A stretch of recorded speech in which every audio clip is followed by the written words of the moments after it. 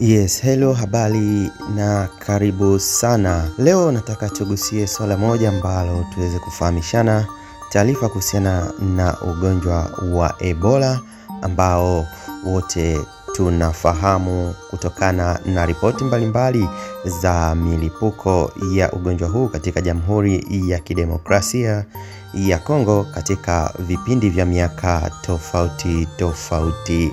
Lakini mlipuko ambao ni wa hivi karibuni ambao unaendelea mwaka huu 2026 hadi kufikia Juni hii umekuwa ukiibua wasiwasi kutokana na ripoti za visa mbalimbali kuweza kuripotiwa vikiwa vimevuka mipaka ya nchi hiyo, yaani kwa maana kuwa na visa katika mataifa mengine nje ya mipaka ya Jamhuri ya Kidemokrasia ya Kongo. Hivyo nimeona ni vyema tuweze kufahamishana baadhi ya taarifa kuhusiana na ugonjwa huu ili na sisi kuweza kufahamu namna ya kuweza kuepukana na ugonjwa huu.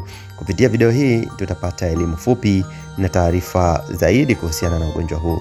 Nikukumbushe tu usisite kusubscribe chaneli hii.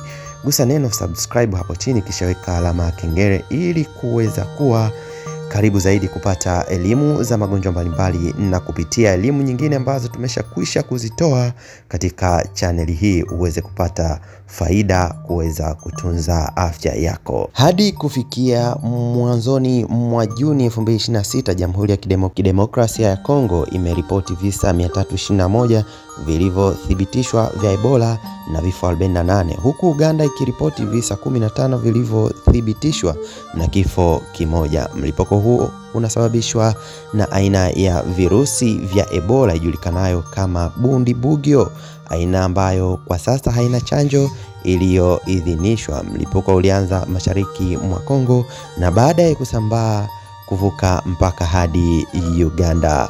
Hivyo inaleta hali ambayo inatupasa mataifa yanayozunguka mpaka wa Jamhuri ya Kidemokrasia ya Kongo kama vile Tanzania, Kenya, Uganda, Burundi, Rwanda pamoja na Ethiopia na mataifa mengine yaliyopo karibu kuweza kuwa na elimu. Ni namna gani sasa virusi hivi huweza kusambaa? Ebola husambazwa kwa kugusana moja kwa moja na damu au majimaji ya mwili ya mtu aliyeambukizwa.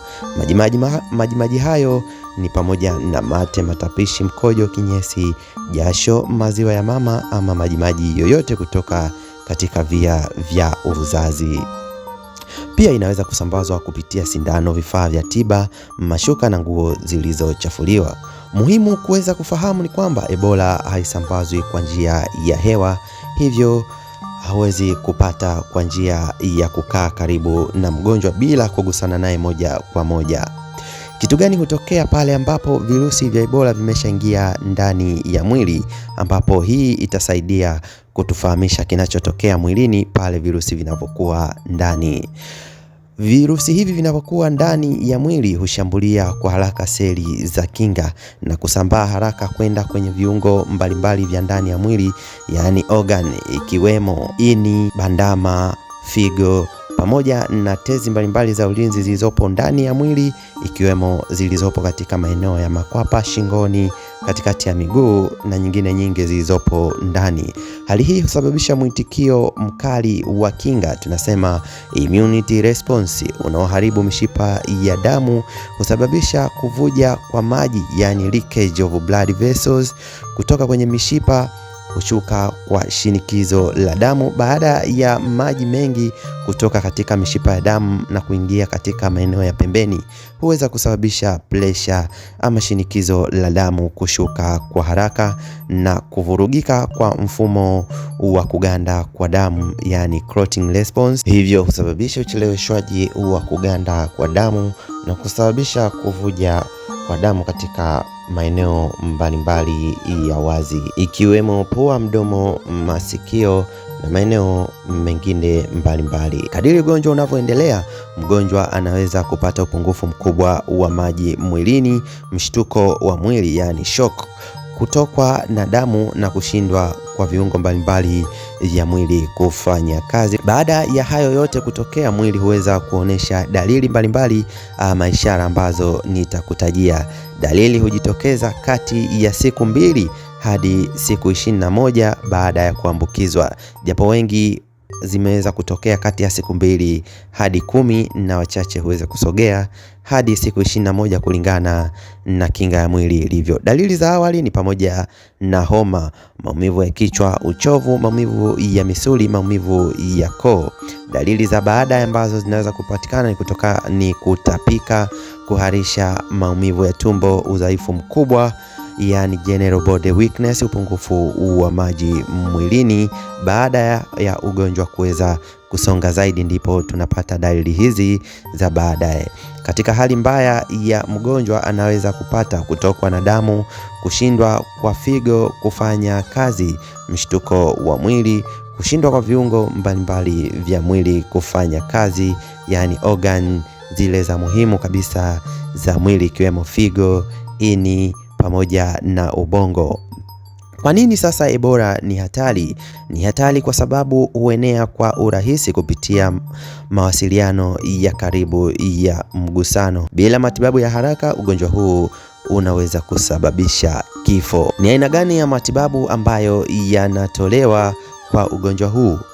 Kwanza kabisa, hakuna tiba rahisi inayoponya Ebola moja kwa moja, yani hakuna matibabu ya moja kwa moja, isipokuwa matibabu huweza kulenga zile hali na dalili ambazo zimeweza kujionyesha, ikiwemo kama mgonjwa amepoteza maji kwa wingi, hurejesha maji mwilini kwa kupewa aina ya maji ambayo yatahitajika, kurekebisha kiwango cha madini yaliyopungua mwilini, kutoa oksijeni kama ikiwa inahitajika, na kutoa lishe stahiki ambayo itawezesha mwili kuweza kurudi katika hali yake taratibu, kutibu matatizo yanayotokea kutokana na ugonjwa kama damu imetoka kwa wingi, kichwa kuuma na dalili nyingine nyingi zinazojionyesha, ndizo hutibiwa kutokana kwamba hakuna matibabu, hakuna dawa ya moja kwa moja ambayo inakwenda kuua virusi hawa. Baada ya kuyafahamu hayo yote, sasa tuweze pia kufahamu ni kwa namna gani tunaweza kujikinga na ugonjwa huu.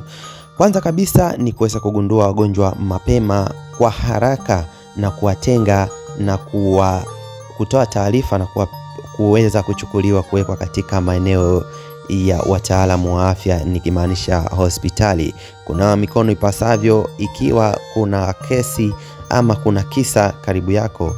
Matumizi sahihi ya vifaa vya kinga binafsi. Hii kunawa mikono ni utaratibu ambao unapaswa kuwa tunaweza kuishi nao kwa nyakati zote, kwani ni katika kinga ya mwanzo.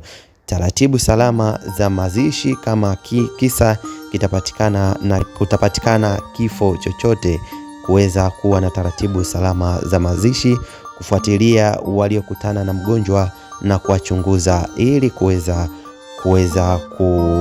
kufunga mtiririko wa maambukizi. Endelea kuwa nasi, tutakujuza zaidi habari itakayoweza kupatikana ambayo inaweza kuwa muhimu kwa jamii ili kuweza kujikinga na ugonjwa huu, lakini sambamba na elimu za magonjwa mengine. Karibu nasi tuweze kukufahamisha, lakini pia tembelea video zetu ambazo tumeshakwisha kuzitoa katika chaneli hii.